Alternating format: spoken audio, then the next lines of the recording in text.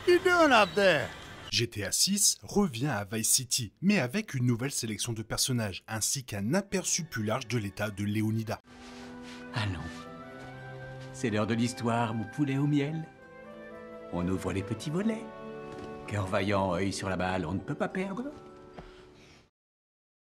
La première bande-annonce du jeu révélait un couple à la Bonnie and Clyde au cœur de l'action, mais pas grand chose d'autre en termes de personnages principaux. Après la sortie de la deuxième bande-annonce, Rockstar Games a dévoilé beaucoup plus d'informations sur le casting de personnages et sur les lieux. Si les protagonistes, Jason et Lucia, semblent relativement terre-à-terre, les personnages secondaires de GTA 6 semblent toujours aussi excentriques et mémorables. Certains s'adonnent au bon vieux trafic de drogue à Vice City, tandis que d'autres profitent des nouvelles opportunités criminelles offertes par l'ère moderne. Nul doute que certains finiront par s'enfoncer un peu trop, mais il reste à voir comment les choses évoluent pour tous à Leonida. Cet état fictif est le décor officiel du nouvel opus très attendu de la franchise Epic. Et d'après ce que nous avons vu jusqu'à présent, ces bas-fonds criminels sont tout aussi dépravés et débauchés qu'on pourrait s'y attendre dans un opus GTA. Bien que les détails sur les différents lieux de l'état de Leonida manquent un peu, une liste définitive de lieux confirmés nous attend avec impatience lors de la sortie du jeu l'année prochaine. Parmi ceux-ci figurent des zones incontournables, comme la célèbre Vice City, mais aussi de nouveaux lieux inattendus et intrigants. Voici les personnages et locations de GTA 6. Comme beaucoup d'autres protagonistes de GTA, Jason Duval aura du mal à éviter la criminalité. Il a grandi entouré d'escrocs et de bandits, selon le site officiel de Rockstar, et s'engager dans l'armée ne l'a pas radicalement transformé. À l'époque du jeu, il trafiquait de la drogue et percevait des loyers, violemment si nécessaire, pour un vétéran trafiquant de drogue dans les Keys. Bien sûr, c'est GTA, donc les choses sont sur le point de changer. Il y a peu de chances que tout se déroule comme prévu. Jason récupère Lucia en prison dans la deuxième bande-annonce, mais visiblement, ils ne prennent pas ce passage en prison pour prendre une bonne résolution. Les entreprises criminelles, c'est leur vie. La nature exacte de leur grand projet n'est pas précisée, mais Jason insiste sur le fait que, quoi qu'ils fassent, ils doivent le faire correctement.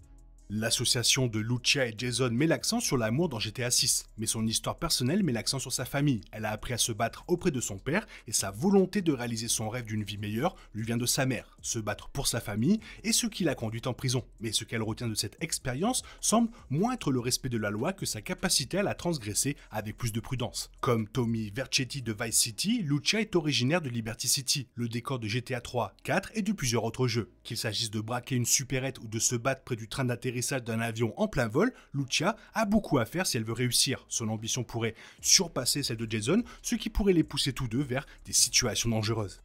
Ami de Jason, Cal Hampton est le genre de conspirationniste décontracté que l'Amérique excelle à créer. Bien qu'il ne fasse pas confiance aux gardes-côtes ni à l'existence des oiseaux, il semble se contenter de boire une bière et de jouer au mini-golf ou au billard. Jason, accompagné de Lucia, en veut plus, ce qui pourrait bien lui causer des ennuis. Il est également en contact avec Brian Heder, un vétéran local du trafic de drogue qui mène une vie tout aussi détendue quand il le peut. Dans un extrait de la deuxième bande-annonce, Cal demande crûment une copine, vêtue d'un t-shirt sale orné du logo du chantier naval de Brian.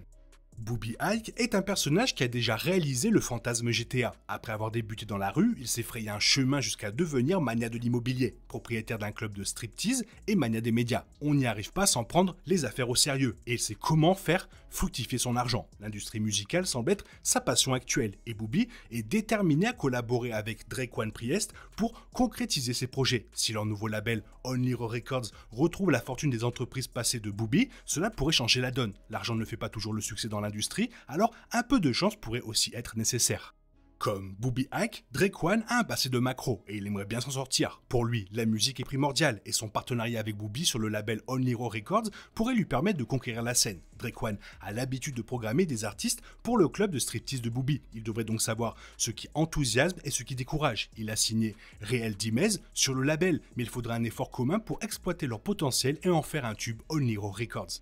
En ce qui concerne la liste des personnages de GTA 6, Real Dimez est un duo. Le duo est composé de Bellux et Roxy, amis de longue date, qui ont fait leurs preuves dans l'industrie du rap et sur les réseaux sociaux. Comme tous les autres membres du label Only Raw Records, elles s'appuient sur leur expérience de la petite criminalité pour élaborer leur stratégie. Real Dimez avait déjà un titre populaire grâce à une collaboration avec un rappeur local. Mais l'astuce consiste à capitaliser sur ce succès passé pour devenir plus qu'un simple succès éphémère. 5 ans se sont écoulés depuis cette percée, et la dynamique est donc bel et bien au point mort. Heureusement, Booby Ike et Drake One Priest s'investissent tous deux pour recréer cette magie. GTA 6 ne serait pas un jeu de l'univers sans un ou deux braquages de banque, et Raúl Batista est là pour y parvenir. S'il est difficile de voler de l'argent dans des endroits conçus pour le garder en sécurité de nos jours, Raúl en a fait son métier. La deuxième bande-annonce montre un extrait façon Fast Five d'un pick-up tirant un coffre-fort dans les rues, ce qui pourrait bien être son œuvre. Cela dit, sa série de victoires pourrait bien ne pas durer éternellement. Avec son penchant à faire monter les enchères à chaque braquage, Raúl court le risque de finir par avoir les yeux plus gros que le ventre. S'il sort, il le fera au moins avec style, car il s'en sort à l'ancienne, vêtu d'un costume blanc bien coupé. Son principal espoir est de ne pas entraîner Jason et Lucia dans sa chute.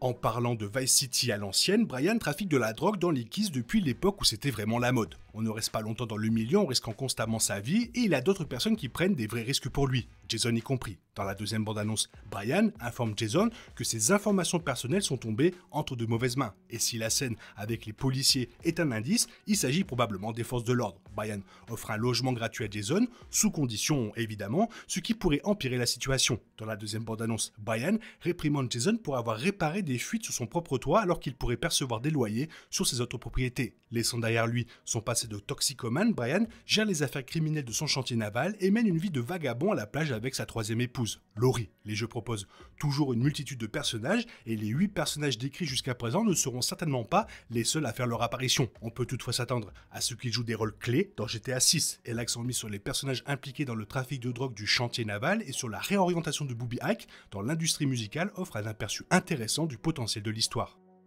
Avec cette nouvelle bande-annonce révélant une multitude de détails sur les lieux autour de Leonida, les fans sont probablement encore plus impatients de découvrir le prochain opus majeur de GTA, même s'il leur faut encore patienter un an de plus. Si nous n'avons pas encore eu beaucoup d'informations sur le gameplay, chacune des bandes-annonces publiées jusqu'à présent regorge de détails, notamment des informations et des aperçus des différents décors. Ces 6 lieux illustrent l'expansion de Vice City et de ses environs dans GTA 6. Des lieux comme Grace Rivers et les Keys de Leonida sont inspirés de lieux réels de Floride, comme les Everglades et les Keys. GTA 6 promet de capturer l'essence des différentes régions de Floride dans chacun des lieux distincts de Leonida, et les joueurs s'attendent à une aventure palpitante. Vice City revient comme le terrain de jeu ultime de l'excédent GTA 6, mais nous ne sommes plus dans les années 80. Vice City, dans GTA 6, promet de capturer le glamour, l'agitation et la cupidité de l'Amérique réunis en une seule ville. Des hôtels illuminés d'Ocean Beach, au cœur culturel de Little Cuba, en passant par les bonnes affaires du marché aux puces de Tishawoka et l'industrie florissante des croisières à Veseyport, chaque quartier offre une tranche de vie unique et une part de criminalité à son actif. Leonida Keys, qui rappellent fortement les Keys de Floride, sont surnommés la Porte du Paradis. C'est un archipel tropical décontracté où l'alcool coule à flot, où le code vestimentaire est décontracté et où le rythme de vie est paisible. C'est l'endroit idéal pour se détendre, profiter de l'ambiance et de la vue, sans pour autant tomber dans le confort. Les Keys ont un côté sauvage car leurs eaux magnifiques sont aussi imprévisibles que dangereuses. Grace Rivers est le cœur mystérieux de Leonida. Ce marais sauvage aussi beau que dangereux cache des secrets sous ses eaux troubles et ses mangroves enchevêtrées. Si les alligators attirent les touristes, les véritables menaces se cachent plus profondément. C'est un endroit où la nature règne en maître et où les apparences sont trompeuses. Inspiré des Everglades de Floride, impossible de savoir qui ni quoi se cache dans les marais de Grace Rivers. Autrefois destination touristique florissante, Port Gellhorn est aujourd'hui un quartier délabré de Leonida, peuplé de motels bon marché, d'attractions touristiques abandonnées et de centres commerciaux désertés. Les touristes ont peut-être disparu, mais une nouvelle économie dynamique s'est installée, portée par l'alcool, les analgésiques et les boissons énergisantes de relais routiers. C'est un endroit brut, chaotique et résolument brut de décoffrage. Prenez une moto tout-terrain et restez vigilant, cet endroit a ses propres règles. Ancré dans la raffinerie de sucre Highland Crystal, Ambrosia prône les valeurs traditionnelles de l'industrie américaine, quelles qu'en soient les conséquences. Si l'usine permet aux habitants de travailler, un gang de motards notoires comble les lacunes, fournissant aux habitants presque tout le reste. C'est un endroit où travail acharné, loyauté et corruption discrète vont de pair. Le parc national du mont Galaga s'étend à l'extrémité nord reculée de Leonida, offrant liberté et beauté sauvage. Monument national, le mont Galaga attire chasseurs, pêcheurs et aventuriers tout-terrain, tandis que les forêts denses abritent des habitants d'un autre genre. Mystiques montagnards et radicaux hors des sentiers battus refusent tout contact avec le gouvernement ou les étrangers. Dans GTA 6, les habitants du mont Galaga sont sauvages, imprévisibles et farouchement indépendants. Ça va être un véritable plaisir, la play est déjà en train de chauffer, croyez-moi, j'ai hâte que le jeu sorte, bon va falloir attendre un an, mais bon c'est comme ça. Toi qu'est-ce que tu as pensé de la bande-annonce, qu'est-ce que tu penses de toutes ces informations, fais-le moi savoir dans la zone commentaire, sinon comme d'habitude, bisous bisous, bye bye. Il est impossible de compter sur les autres de nos jours, on est obligé de tout faire soi-même. Je me trompe? Rien de grave, j'avais tout prévu. Où va le monde, je vous le demande.